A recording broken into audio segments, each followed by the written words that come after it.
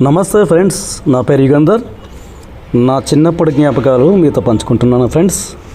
నా చిన్నప్పుడు ఇది మీకు కనబడుతున్నది రైల్వే ఒక జైలు అనమాట. ఇది టికెట్లు తీసుకోకుండా ప్రయాణం చేసిన వాళ్ళని పట్టుకొని అప్పట్లో ఇక కిటికీలా కనబడుతుంది, బ్లూగా చూసారా, దాంట్లో వేసేవాళ్ళు.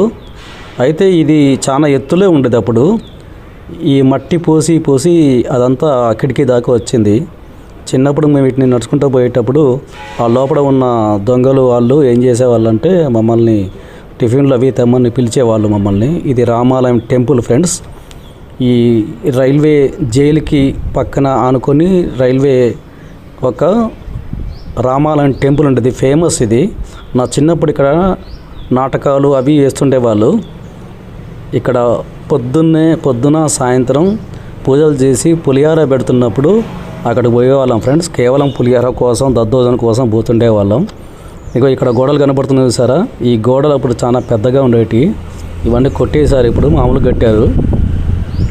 ఆ గోడల మీద మేము ఎక్కి కూర్చొని అక్కడ ఆ వీధి నాటకాలు చూస్తుండేవాళ్ళం. ఎండాకాలం వస్తే ఇక్కడ నాటకాలు అవి వేస్తుండేవాళ్ళు.